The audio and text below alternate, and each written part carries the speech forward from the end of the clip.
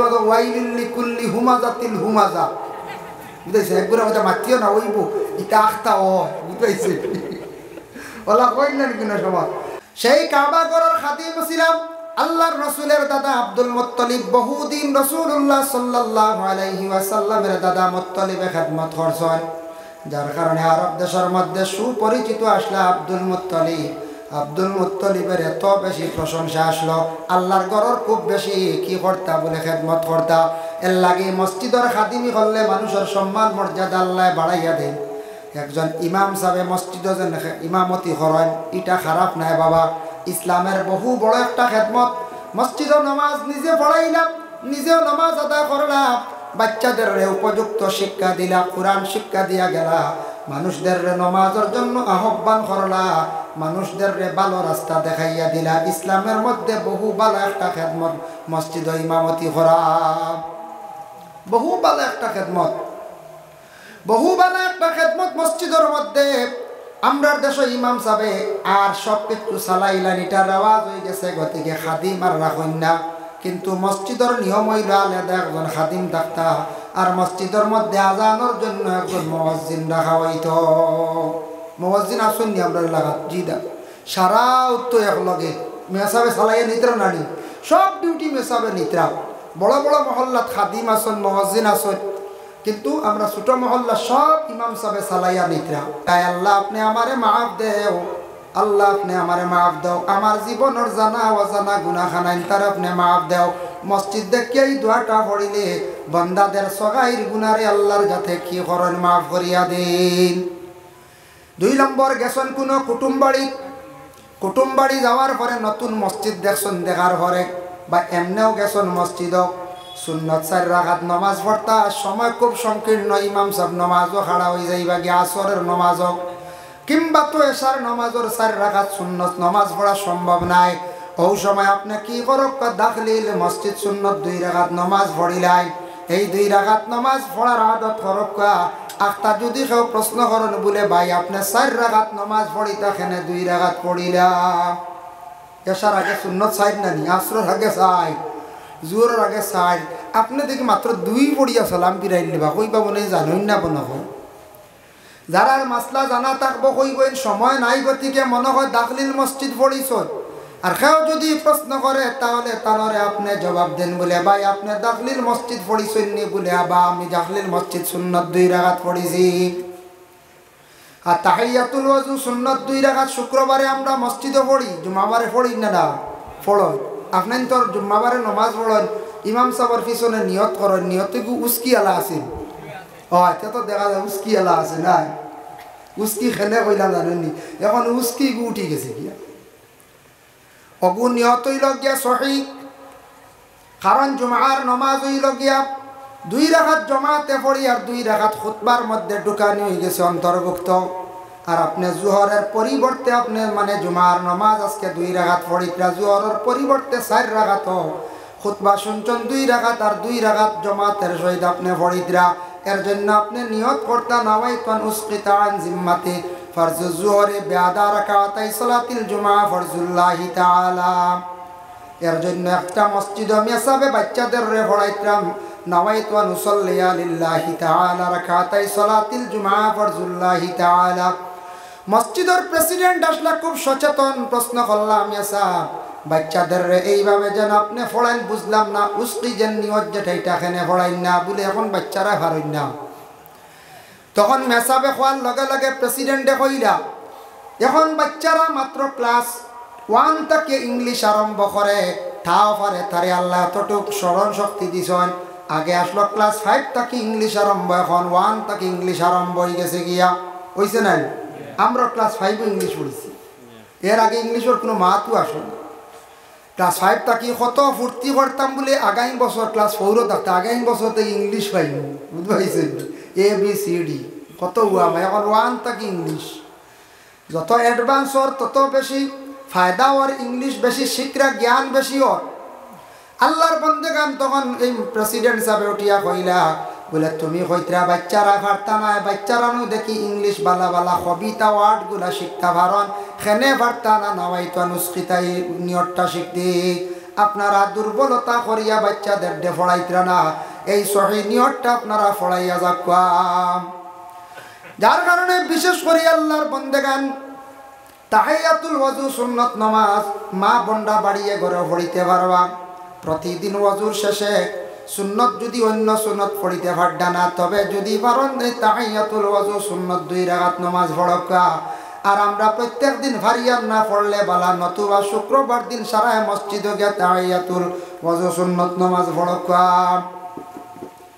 মসজিদ শুক্রবারে সারা জমা হই, শুক্রবারে সারা জমা হই, সারা শুক্রবারে জমা হইতা মহল্লার ইমাম সাহেবের উপরে দায়িত্ব আছে। তাই হইতরা বেশ প্রেশার দিলে উপায় নাই।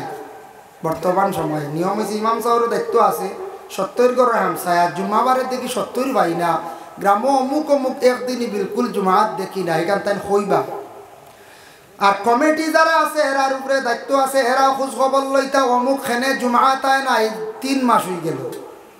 যদি কেউ কোনো এমপ্লয়ি তখন বাইরে, কোনো বিজনেসম্যান তখন বাইরে, তখন বাধা নাই। নতুবা গ্রাম থাকিয়া যদি জুম্মাত আসন না, মহল্লার কর্তব্য ইমাম সাহেব অর্ডার করবা। আর গ্রামের president secretary all committee pressure দিতা বলে তুমি এখানে জুমার নমাজে আসো না। এটা মহল্লার জিম্মাদার যারা এরার উপরে কিতা দায়িত্ব। শুক্রবার দিন বিশেষ করিয়া মসজিদে গেলে 4টা সুন্নত। এমনি আমরা মসজিদের মধ্যে পড়েছি 4 গোসল সুন্নত। পয়লা জুমার দিন গোসল করা সুন্নত। তাফসিরে ইবনে কাসির দেখলাম ইয়া আইয়ুহাল্লাযীনা আমানু ইযা নুদিয়া লিস-সালাতি মিন ইয়াউমিল জুমআ, ও আয়াতের ব্যাখ্যাত লেখছেন 4টা সুন্নত শুক্রবার দিন। এর মধ্যে একটা সুন্নত হইল গিয়া সুন্দর করিয়া গোসল করা। কিতাবে লেখছেন আচ্ছি তোর বালা করি গোসল হইতো। আমরা তো ভাই আজান হয়ে গেছে বাক্কা বাদে গিয়া দৌড়াত করে পড়লাম, আর উঠিয়া যা কোনো দূরত হাফড় লাগাইয়া দৌড় ফটো বুথাম লাগাই থাকি। তার ও বাবাজি বালানি আইও ফটো বুথাম বুঝাইছে চলে, চুলও আশ্রা নাই, খুশবুও লাগানি নাই, চলে রাল। শুক্রবার দিন বালা খাপড়টা লাগাইয়া জুমার নমাজও যাইন বাবা। আল্লাহকে বাস্তে কুটুম বাড়ি যাইন, ভালো খাপড় নিয়ে যাইনি না, আত্মীয় স্বজনের বাড়ির যাইন, শ্বশুর বাড়ির যাইন, বাজারও যান মোটামুটি ভালো খাপড় নিয়া। আর আমরা আল্লাহর দরবারও হাজিরি দিতে গিয়ে আল্লাহর ইবাদত করতে কোনো বালা কাপড় নাই। যে কাপড় লইয়া যাইয়া আর মোটামুটি বালা, আর খেয়রের কাপড়ের মধ্যে দেখবা খালি চিত্রি গাড়া ওলা থাকে না, চিত্রি আর চিত্রি তো কি বুখালা ইগানু উড়া হয় ওলা হাল্লত। আমরা মুসলমান না, আমরা মুসলমান জুমাত যাই। আর আমরা 1 নম্বরে ফল্ট করলাম গোসল আচ্ছি তোরা সুন্দর করি গোসল করায় দিন সুন্নত। তার আগে নখ কাটক কাইটা আর একটা সুন্নত। এরপরে আতাকছে গিয়া ইটা বাড়িটার মধ্যে নাই, মানে নখ কাটাও তো সুন্নত। শুক্রবার দিন সুন্দর করিয়া গোসল করিয়া সুন্দর কাপড় লাগাকা। আমরা যুবক ভাইয়ান যারা আসো ভাইয়ান, জীবনে আপনারা পাঞ্জাবি কিনকা সুন্দর করি পাঞ্জাবি লাগাইয়া মসজিদে যায়। পাঞ্জাবি লাগাইলে সরম নি কইবা জি না, পাঞ্জাবি লাগাইলে মনে কয় মেসাব হয়ে দিবা মানছি। মেসাব হইয়া নমাজও আগে দিতা না রে বাবাই, বুঝাইছি না, ডরাইন না যায়। পাঞ্জাবি লাগাও। ও ই বছর দেখছি, আগর বছরও দেখছি। সনাতন ধর্মের তারা সবচাইতে বড় উৎসব দুর্গা পূজা। দুর্গা পূজার সময় বছর দেখলাম অসংখ্য যুবক ছেলেরার গায়ের মধ্যে একটা পাঞ্জাবি পরন। এখানে দেখলাম কিলা দেখলাম যুবক ছেলেরা বড় সুন্দর সুন্দর পাঞ্জাবি লাগাইয়া তারা দুর্গা পূজা বিভিন্ন মণ্ডপে যান। সনাতন ধর্মের বাইয়ে বুঝছে এই কাপড়টা সম্মানী, এই কাপড়টা বালা। এর জন্য আল্লাহর বন্দেগান আমার নবী বিশ্ব নবী আজ থাকি 1500 বছর আগে এমন একটা ইউনিফর্ম বাহির করিয়া গেছেন, এমন একটি লেবাস বাহির করিয়া গেছেন যে লেবাসটা আলিম উলামা যারা এরা পরিধান করেন, মুরব্বী সমাজের যারা এরা পরিধান করেন। আর এখন দেখা যায় যে কোনো দেশও যান, বড় বড় প্রধানমন্ত্রী, মুখ্যমন্ত্রী, স্বরাষ্ট্রমন্ত্রী, বড় বড় লিডার যারা আছেন, রাজনীতিবিদ মানুষ যারা আছেন, সবাই কিন্তু পাঞ্জাবি পরিধান করে। আর আমরা সাধারণ মানুষে পরিধান করি না, আমরা এটা অবহেলা করে। পাঞ্জাবি পরিধান করব বা সুন্নতি লেবাস সমাজখন প্রতিদিন সম্ভব নয়। শুক্রবার দিন লাগাইয়া পাঞ্জাবিটা লাগাইয়া মসজিদে যাও। পাঞ্জাবি লইবা তো ইনশাল্লাহ যুবক ভাইয়ের দিন, ঈদর দিন ওলা পাঞ্জাবি লাগাবা ফায়দা হইব। ফকেট বেশ বাক্কা জাগ ইটা ইটা বুঝাইছি হয়, ফকেট 2 সাইডে 2টা লাগিয়া পাঞ্জাবি লোকা। ঈদর দিন পাঞ্জাবি লাগাইয়া যায়, শুক্রবারে পাঞ্জাবি লাগাইয়া মসজিদে যায়। এক নম্বরে থাকছে গিয়ে শুক্রবার দিন আল্লাহর বান্দাগান সুন্দর করিয়া গোসল করা হইল সুন্নত। 2 নম্বরে খুশবু লাগানি হইল গিয়া সুন্নত, খুশবু বুঝবই সন্ধ্যা আতর। 3 নম্বর দিন হইল 3 নম্বর সুন্নত হইল হাটিয়া মসজিদে যাওয়ার একটা সুন্নত। আর বাইকে এখন যাইতা নি কোন যায় যাকুয়া সুন্নত পাইতা নাই, বাইকে গেলে সুন্নত পাইতা নাই, সুন্নতর সবটা পাইতা না। 4 নম্বর ইমাম সাহেবর পিছনে গিয়া খাড়া হইয়া ইমাম সাহেবর ঠিক পিছনের ডাইন পাশে খাড়া হইয়া নামাজ পড়া সুন্নত। 4টা সুন্নত পাইছেন তো জি হয়। গোসল করা, খুশবু লাগানি, হাটিয়া যাওয়া ইমাম সাহেবর পিছে সুন্নত। এখন ইমাম সাহেবর পিছে জানিয়ে সারা যাইতাম কি মায়ের করতাম জি না। ইমাম সাহেবর পিছনে খারে দিতা বলে জাননে বলে একজন আরে আলিম বা হাফিজ চাপ কিবা তো গ্রামের কোনো মুরব্বী আমার বাবা চাচা যারা দাদা হল মুরব্বী হল আসল সম্মানার্থে আরে আগর সফা আমরা দিতাম। এর জন্য আল্লাহর বান্দাগান সওয়াব পাইমো, যার কারণে এই 4টা সুন্নতর প্রতি আমরা শুক্রবার দিন আমরা পালন করিয়া যাইতাম। 2 নম্বরে থাকছে গিয়া মসজিদের দায়িত্ব কিছু আছে মহল্লার কমিটির উপরে। মহল্লার কোনো বাড়ি কোনো জায়গার মধ্যে শরীয়তি বিরোধী কাজ চলে, মহল্লার মানুষ এইগুলারে ধরতা বলে আমরা গ্রামে এক বাড়িতে দেখছি মদ পান করা চলের তারে ধরা হোক, কোনো বাড়িতে কোন শুনছি সুদর ব্যবসা চলের তারে ধরা হোক। মহল্লার মানুষে এইভাবে যদি শরীয়ত বিরোধী যদি কোনো কাজ চলে তারে ধরা হোক। মহল্লা বলে যদি ধরেন না নতুবা মহল্লার অস্তিত্ব থাকতো না, মহল্লার কোনো শরীয়তর নিয়ম কানুন জারি থাকতো না, নষ্ট হয়ে যাইব গিয়া।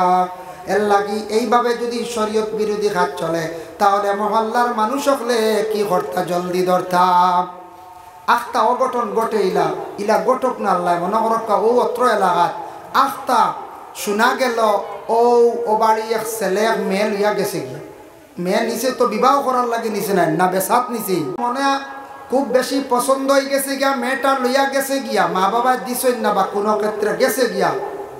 এটাও কিন্তু মহল্লার উপরে দায়িত্ব আছে, মহল্লায় গার্জেন ডাকাইয়া কইতা তোমার মেয়েটা গেছে গিয়া কিংবা তো তোমার ছেলেটা লইয়া গেছে গিয়া, তুমি আপাতত দম লাগো ওটা সংশোধন করো, নতুবা আমরা মহল্লায় দেখতাম তখন মহল্লার উপরে দায়িত্ব হয়ে গেছে গিয়া শরীয়তে যেটা ফয়সালা দে সেই ফয়সালাটা আবার মহল্লায় মানিয়া নিতাম।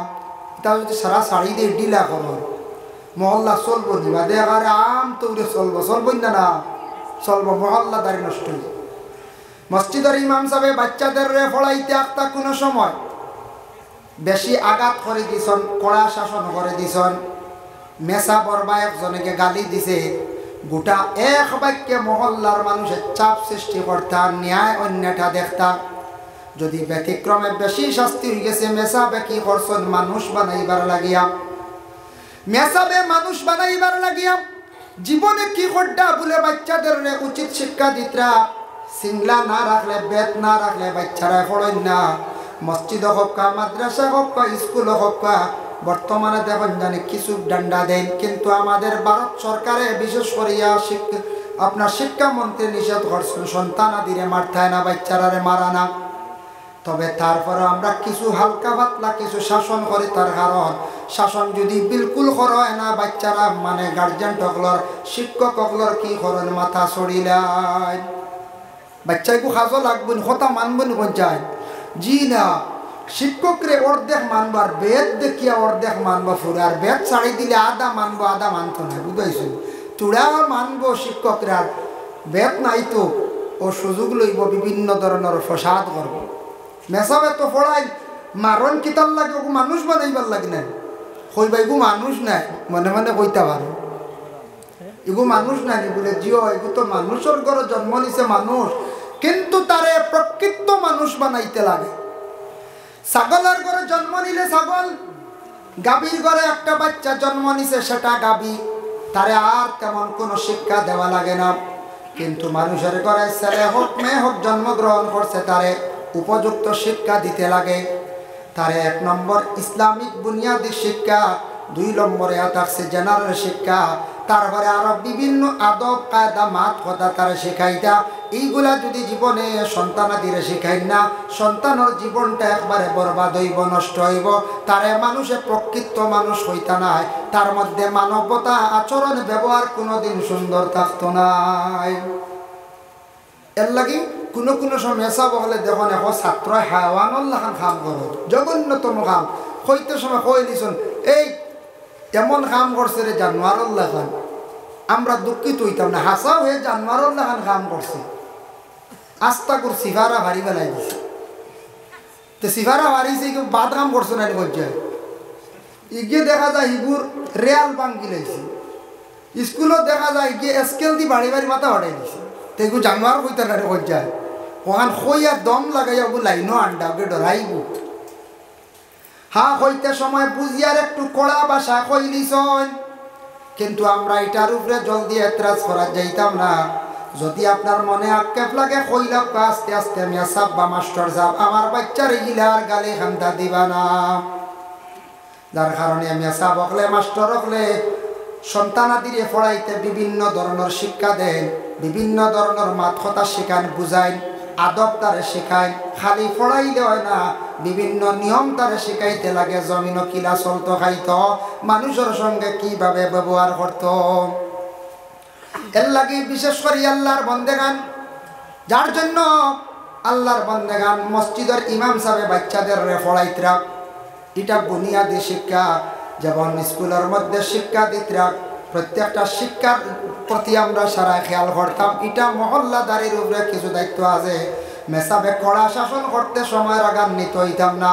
যদি ওই তাহলে কমিটিতে আপনি বিচার লইয়া যাইতাম। খেওয়াশন মেসাবর হিরি যায়, বলা হয় না মেসাবে মাল্লা কেনে ফোড়ার তো দিছুন কিছু মাঝে মধ্যে হালকা পাতলা গান্ডা হইব, আজকে একদিন প্রেশার হয়ে গেছে গিয়ে। যার কারণে বিশেষ করিয়া ইমাম সাহেব মসজিদের মধ্যে তেমন আমরা মহল্লার মানুষের তামার ইমাম মানছি, সর্দার মানছি, বাদশাহ হিসাবে মানছি। ইমাম সাহেবের কিছু হুকুম আমরা মানিয়া চলতে লাগবো। যার কারণে আল্লাহর বান্দেগান ইমাম সাহেব অর্ডার দিলে আপনি একামত দিতা, ইমাম সাহেব যদি আপনার অর্ডার দেন আপনি আজান দিতা। ইমাম সাহেব গুমো আন্দাজি দি দিলাই আজান হইতরা না, আজান দিত জিজ্ঞাসা করতাম নেশা আজান দিলেই তেমনি টাইম হয়ে গেছে। কারণ মসজিদ নির্ধারিত নাই। আজান দিছন একামত দিতা আপনার উপরে হক, আপনার উপরে হক হইলে আপনি একামত দিতা, আপনি ইজাজত দিলাইলে অন্য একজনে একামত দিতা। এর জন্য ইমাম সাহেব গিয়া মুসল্লাত দাঁড়াইছেন না, আপনি একামত শুরু করতা না। মাসলা হইল ইমাম সাহেবে আপনার অর্ডার দিবা বলে একামত দেও, মানে তকবির দেও, আপনি দিতা। 2 নম্বর আমরা দেশের কিছু মানুষে হাঁটি হাঁটি কি করেন একামত দিলাই দেন না, প্রথম সপ্তাহ কি দিয়া দিয়া খালি যাইতরা খালি খেও আছে ফাড় খালি আটাইতরা খালি আল্লাহু আকবার আল্লাহু আকবার আল্লাহু আকবার আল্লাহু ইলা হওয়া যায়। তো একামত চলে, একামত দিতে খানো হাত দেওয়া লাগে না, হাত চাড়িয়া সুজো এক জায়গায় দাঁড়াইয়া আপনি একামত দিতাম। আর ইমাম সাহেব শুক্রবার দিন যখন খুতবার মিম্বরে উঠিয়া বসত, এই সময় যেন খুতবার আসল আজান দিতে গিয়া ইমাম সাহেবের ঠিক সামনে বলে সামনাসামনি মিলাইয়া একা আজান দেখুয়া, এতে 3 নম্বর সফ হইব, 4 নম্বর সফ হইব, কোনো বাধা নাই। মোটামুটি মাসলা হইল সুজই আপনি আজানটা দিতাম। আমরা কেউ মনে করি মানে ইমামের সামনে দেওয়াও লাগবো, কেন রে হরাই যদি হর ভাই হর খালি বলা। যার কারণে এই এক বেমার আইব। আজান তো মসজিদের ভিতরে দেওয়া মকরু। এর লাগি বিশেষ করিয়া বাইরা বাইরা কিছু জায়গা আজান ঢুকবার আজান যেটা এটা আবার বাইরে দেওয়া হয়, সব আজান আবার বাইরে দেওয়া হয়। আমরা দেশ এটা প্রচলিত হয়ে গেছে, গতিকে আমরা ভিতরে দিয়া আমরা দেশ এটা প্রচলিত হয়ে গেছে, দায়ন চলের কোনো বাধা নাই। আক্তার মেসাবে আপনারা ইমাম সাহেব সামনে শুক্রবার বারিন্দার দাও কিতা আরম্ভ হইব, ই বাজু লই দিব একজোরে কইবা শেষ মেসাবো কিতাব ডুবি গেছে, একগুরে কইবা মেসাবার মাথা 200 দল লইল না এটা কিতা আর কইবাই না, না কই যায় কত জাত মাত আইব না। একগুরে কইবা না না এটা তাই অতদিন চাইছিল না, আফতা হেসর হঠাৎ পাইছ, বুঝতে গেছেন না? ও বলা মাত আইব, কত জাত মাত আইব দেখবা খালি। ইমাম সাহেব কইন না বলে খুতবারা জানো ওটা বাড়ে দেন, এগু হুকুম আছে, হুকুম আছে। এখানেও ইমাম সাহেবের জানা আছে, দলগামী সাহেবরে যেখান জানি, কিন্তু আমরার দেশ এটা রওয়াজ হয়ে গেছে গিয়া এই ফিতনা আনি না আমরা ভিতরে দিই। আল্লাহর বান্দাগণের জন্য বিশেষ করিয়া ইমাম সাহেবের উপরে কিছু দায়িত্ব আছে।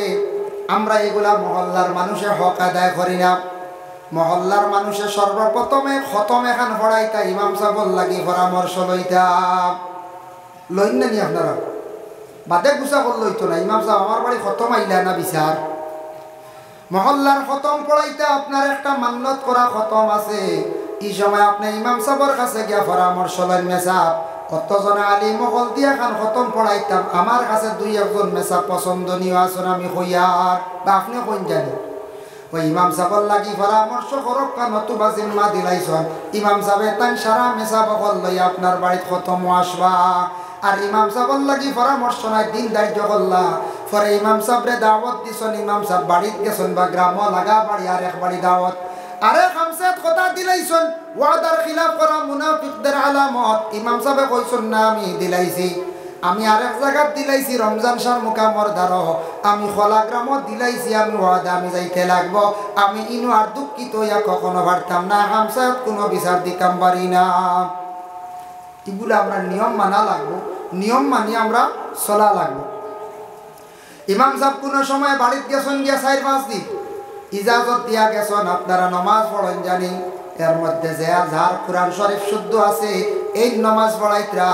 আর যদি কেউর কোরআন শুদ্ধ নাই, লম্বা জুব্বা লম্বা দাড়ি থাকলে কইতরা এই নমাজ না। কঠিন মাসলা। মনে করো কোনো 3 জন আছেন, একজনের লম্বা জুব্বা আছে, লম্বা দাড়ি আছে, কোরআন বলত এই না। আর একজনের দাড়ি উড়ি নাই বিলকুল, বেটা শার্ট প্যান্টটা লাগবালা, বেটার কোরআন সহি কইতরা এই নমাজ পড়াইতা। কতটুকু গুরুত্ব নাই পঞ্চা। হ্যাঁ না, লম্বা দাড়ি দেখি আগে দিদি দাও। আর বেটা যদি ওয়াইলিল্লি কুল্লি হুমাজাতিল হুমাজা, বুঝাইছে একগুলো হয়তো মাতিও না ওইব ইটা আখতা হয়, বুঝাইছে ওলা কই না কোনো সময় ইটা ওইছে রে বাবা, মাতিও না ও ইটা হয়। আল্লাহর বন্দেগান জিনা হয় না কোরআন গলত করিয়া নমাজ পড়লে লেখনে জলি। এক হরফর জায়গাত অন্য হরফ দিয়ে পড়িলে নমাজ ফাঁসিদ হয়ে যায়। যার কারণে আল্লাহকে ওয়াস্তে ইমামতির লাগে ইমাম সাহেব চাইয়া আমরা যেন রাখি কোরআন সহি আছেন শুদ্ধ আছেনি ও জিনিসটা চাইয়া ইমাম সাহেবরে আমরা রাখা দরকার।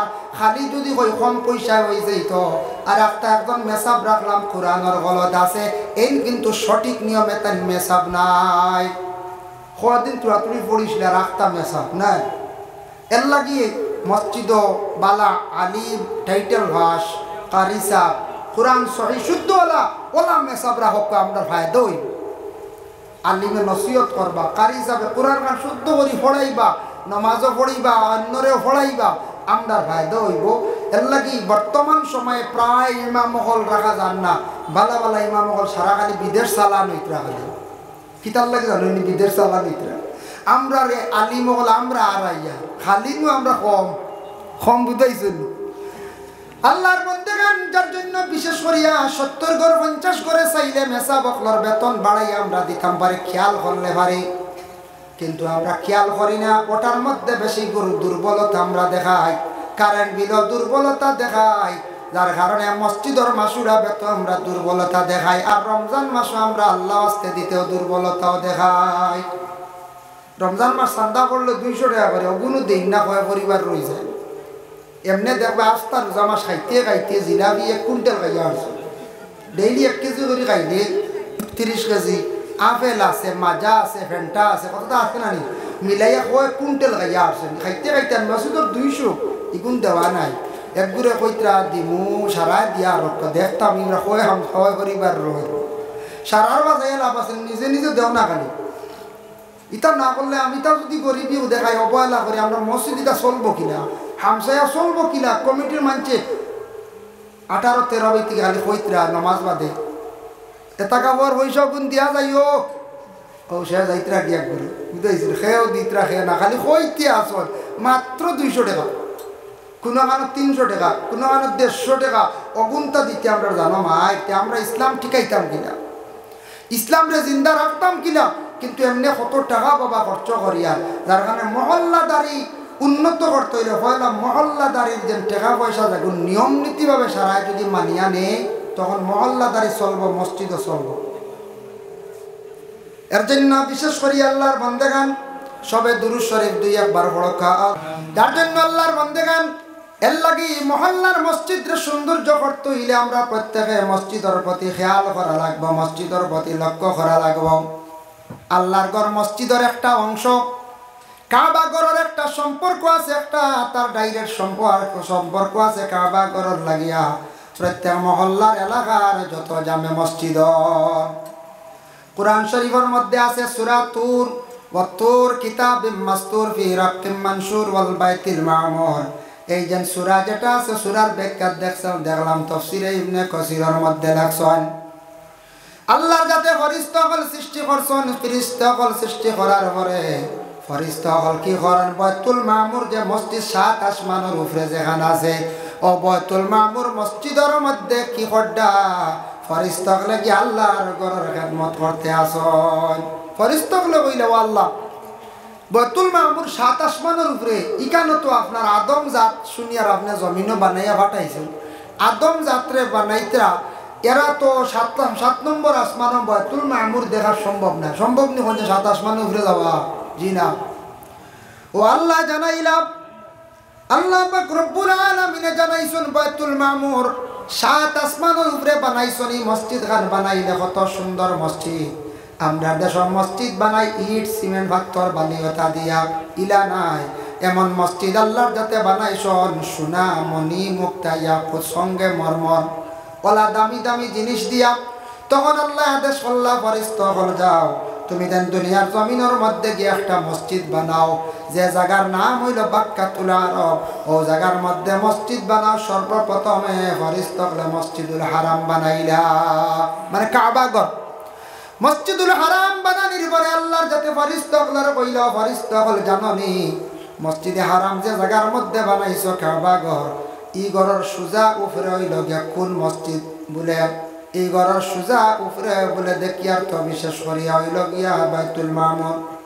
আর বাইতুল মামুরের সুজা উপরে কি জাননি বলে নাম বলে সুজা তার উপরে আল্লাহর যাতে আমি আরশে আজিম বানাইয়া রাখছি, এর লাগে আরশে আজিমর সুজা নিচে বাইতুল মামুর, আর বাইতুল মামুরের সুজা নিচে হইল গিয়া মসজিদুল হারাম কাবা ঘর। সুবহানাল্লাহ, একটা আরেকটা ডাইরেক্ট সম্পর্ক। আর আল্লাহর যাতে জানাইছেন ফেরেশতাগণ জানো পৃথিবীর বুকে মধ্যম স্থলে যে মসজিদ আমি আল্লাহর যাতে তোমাদের জন্য বানাইলাম, তোমাদের দিয়া বানাইলাম, যে মসজিদুল হারাম পৃথিবীর জমিন আরো মসজিদ হল বনব। সারা মসজিদ হলর কিবলা, সারা মসজিদ হলর সারার সম্পর্ক থাকবো মসজিদ হারামর লাগিয়া। এর লাগে আমরা কিবলা কাবা নেন, কাবা। সেই কাবা ঘরের খাদিম ছিলাম আল্লাহর রাসূলের দাদা আব্দুল মুত্তালিব। বহুদিন রাসূলুল্লাহ সাল্লাল্লাহু আলাইহি ওয়াসাল্লামের দাদা মুত্তালিবে খিদমত করছেন, যার কারণে আরব দেশের মধ্যে সুপরিচিত আসলো আব্দুল মুত্তালিব। আব্দুল মুত্তালিবের এত বেশি প্রশংসা আসলো, আল্লাহর ঘরের খুব বেশি কি করতা বলে খিদমত করতা। এর লাগে মসজিদের খাদিমি করলে মানুষের সম্মান মর্যাদা আল্লাহ বাড়াইয়া দেন। একজন ইমাম সাহেব মসজিদে যেন ইমামতি করেন এটা খারাপ নাই বাবা, ইসলামের বহু বড় একটা খেদমত।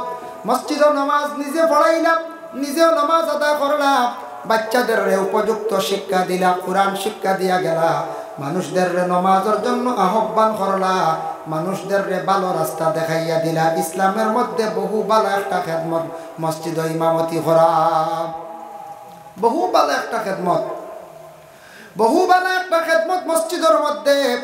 আমরা দেশে ইমাম সাহেব আর সব কিছু চালাইলান, এটা রেওয়াজ হয়ে গেছে, গতিকে খাদিম আর রাখুন না। কিন্তু মসজিদের নিয়ম হইল আলাদা একজন খাদিম থাকতা, আর মসজিদের মধ্যে আজানোর জন্য একজন মুয়াজ্জিন রাখা হইতো। মুয়াজ্জিন আসুন নি আমরা লাগাত জিদা সারা উত্তর একলগে মেসাবে চালাইয়া নিত্রা নানি, সব ডিউটি মেসাবে নিত্রা। বড় বড় মহল্লাত খাদিম আসন, মুয়াজ্জিন আসন, কিন্তু আমরা ছোট মহল্লা সব ইমাম সাহেব চালাইয়া নিত্রা। যার জন্য বিশেষ করিয়া মসজিদের খেদমতগারগুলোর সম্মান মর্যাদা আল্লাহ জমিনে বাড়াইয়া দেন বাবা। আল্লাহকে ওয়াস্তে মসজিদের খেদমত জীবনে করার চেষ্টা করো। জীবনে কোনোদিন মসজিদের ক্ষতি করার যাইবা না। মসজিদের ক্ষতি করলে আপনার জীবনের ক্ষতি হইব, বরবাদ হইবা, ধ্বংসর পথে যাইবা। মসজিদ আল্লাহর খাস একটা ঘর, এই ঘরের যদি কেউ কোনো জিনিস খাইয়া থাকে তাহলে জীবনে ধ্বংস হইবা।